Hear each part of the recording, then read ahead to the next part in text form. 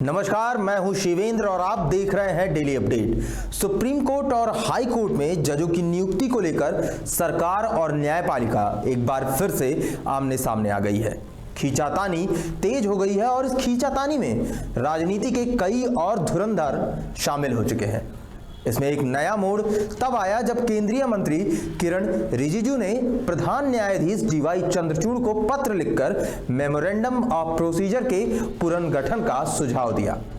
कानून मंत्री ने न्यायाधीशों की नियुक्ति को लेकर कॉलेजियम प्रणाली में अधिक पारदर्शिता और निष्पक्षता लाने की बात पर जोर दिया है। इसके साथ ही उन्होंने सर्च कम इवैल्यूएशन कमेटी यानी कि एक मूल्यांकन समिति बनाने का भी सुझाव दिया है। इसके साथ साथ उन्होंने सर्च कमेटी में केंद्र सरकार की तरफ से भी एक प्रतिनिधि को शामिल करने की बात कही है।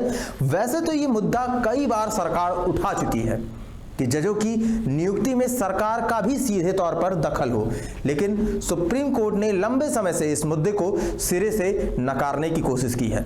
आगे दिल्ली के मुख्यमंत्री अरविंद केजरीवाल ने भी इस मामले में अपनी राय रखी है। उन्होंने अंग्रेजी अखबार टाइम्स ऑफ इंडिया की एक रिपोर्ट को अपने ट्विटर पन्ने पर ट्वीट किया और ट्वीट करते हुए उन्होंने लिखा कि बहुत खतरनाक है, जजों की नियुक्ति में किसी भी तरह का सरकारी हस्तक्षेप नहीं होना चाहिए। उधर किरेन रिजिजू की तरफ से भी ये बयान दिल्ली के मुख्यमंत्री अरविंद केजरीवाल के लिए आया कि केंद्र हाई कोर्ट और सुप्रीम कोर्ट के कॉलेजियम में सरकारी प्रतिनिधियों को शामिल करने की मांग अदालत के आदेश के मद्देनजर ही कर रहा है। कॉलेजियम सिस्टम वो प्रक्रिया है जिसमें सुप्रीम कोर्ट और हाई कोर्ट के जजों की नियुक्ति और तबादले किए जाते हैं। उन्होंने कहा कि सरकार का कदम सुप्रीम कोर्ट द्वारा national judicial appointment commission act को रद्द करते वक्त दिए गए सुझावों के अनुरूप ही है। कानून मंत्री पर सिर्फ दिल्ली के मुख्यमंत्री ने ही सवाल नहीं उठाए, कांग्रेस ने भी सरकार की मंशा पर शक जाहिर किया है। कांग्रेस नेता जयराम रमेश ने भी अखबार में छपे लेख को ट्वीट करते हुए लिखा कि पहले उपराष्ट्रपति फिर कानून मंत्री का हमला ये न्यायपालिका को डराने और अंत में इस पर पूरा कब्जा करने के लिए किया जा रहा है। कॉलेजियम में सुधार तो चाहिए, लेकिन सरकार तो पूरा नियंत्रण चाह रही है। सरकार का समाधान न्यायपालिका के लिए जहर की गोली है।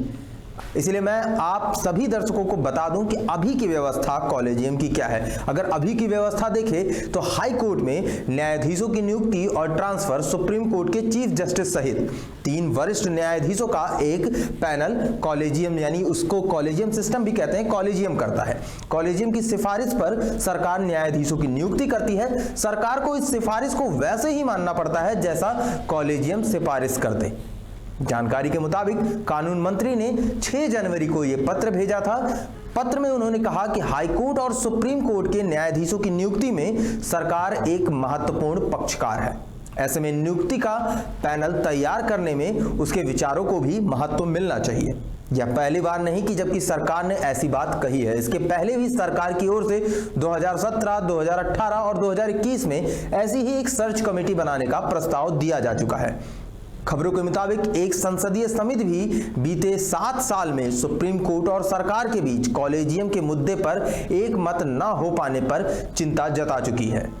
लॉ और जस्टिस पर संसद की स्टैंडिंग कमेटी ने भी अपनी रिपोर्ट में कहा था कि सरकार और न्यायपालिका से उसे एक पारदर्शी और कार्यकुशल सिस्टम बनाए जाने की उम्मीद है। इन्हीं जानकारियों के साथ मुझे दीजिए इजाजत। मिलता हूं आपसे किसी और अगले अपडेट के साथ। तब तक के लिए जय हिंद।